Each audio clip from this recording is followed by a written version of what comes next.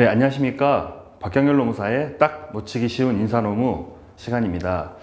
이번 시간에는 최근에 그 근로기준법이 개정이 되면서 직장 내 괴롭힘과 관련해 가지고 법이 들어왔는데요.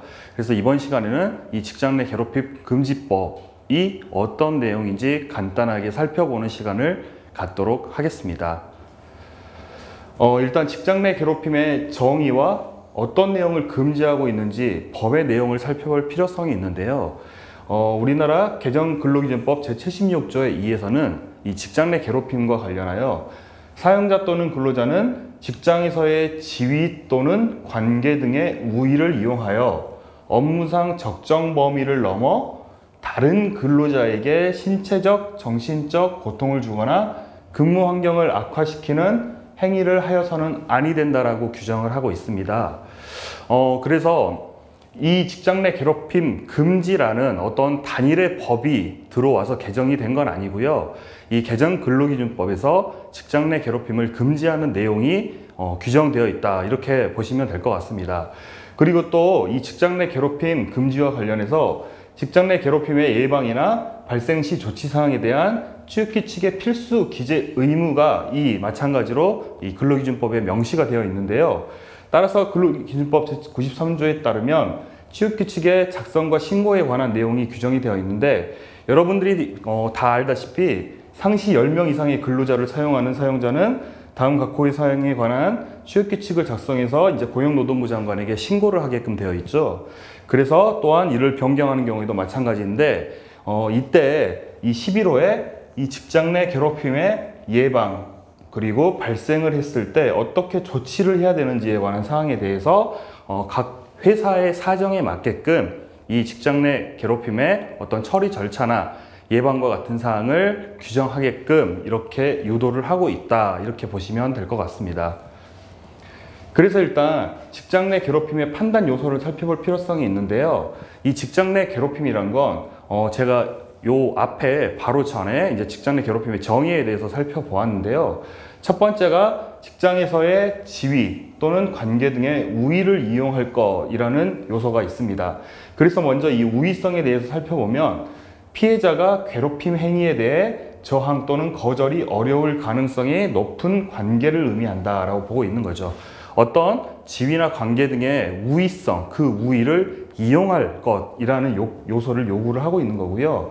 그래서 먼저 지위의 우위에 대해 살펴보면 괴롭힘 행위자가 지위 명령 관계에서 상위에 있거나 직접적 인사 지위 명령 관계가 아니어도 직위나 직급 체계상 상위에 있음을 이용하면 인정이 되는 개념입니다. 그래서 여러분들이 다 아시다시피 나보다 이제 상급자에 있거나 직책이 높거나 지위가 높거나 이런 경우가 모두 다 이런 지위의 우위를 이용하는 개념이라고 보시면 될 것 같고요. 쉬운 개념이죠. 이제 다만 유의하실 점 중에 하나가 이 관계의 우위성과 관련된 내용인데요. 따라서 이 지위의 우위가 아닌 관계의 우위, 즉 나보다 하급자임에도 불구하고 이 직장 내 괴롭힘이 성립할 수가 있는데, 그 이유가 이 관계의 우위성이 인정되는 경우라고 보시면 될 것 같습니다. 이 관계의 우위성은 여러 가지의 요소로 나타나게 되는데, 예를 들어서 내가 어떤 영향력을 행사할 수 있는 부서에 있다거나, 아니면 다수의 어떤 집단 내에 소속이 되어 있어서 소수를 어떤 그 따돌림을 시킨다거나 왕따를 시킨다거나 이런 개념이 인정이 되면, 성립이 되면 마찬가지로 관계의 우위가 인정이 되는 거고요. 따라서 우위가 있다고 판단되는 모든 관계가 인정이 된다라고 보시면 될 것 같습니다. 그래서 지위의 우위는 보통 우리가 이해를 하고 있는 측면이 있는데, 이 관계의 우위라는 측면이 법에 규정이 되어 있기 때문에 사실 거의 대부분의 이러한 어떤 지위나 관계 측면에서 모두 다 우위성을 인정될 수 있는 여지가 있다라고 보시면 될 것 같습니다.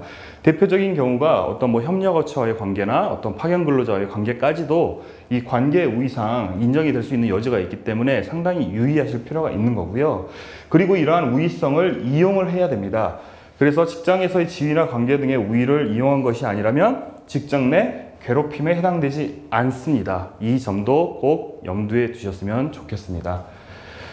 그리고 두 번째로 업무상 적정 범위를 넘는 행위에 해당이 되어야 되는데요. 사실 이 업무상 적정 범위라는 이 측면이 이제 실무에서는 상당히 많은 이제 논란의 소지가 될 여지가 있다라고 이제 생각이 듭니다. 그래서 이 업무의 적정 범위에 대해서 명확하게 이제 기재를 할 필요가 있는데요. 그래서 행위자의 우의성이 인정이 되어도 문제된 행위가 업무 관련성이 있는 상황에서 발생을 해야 되는 것이고요. 따라서 업무 관련성이 없다면 우선 직장 내 괴롭힘에 해당이 되지 않는다라고 보시면 될 것 같고요.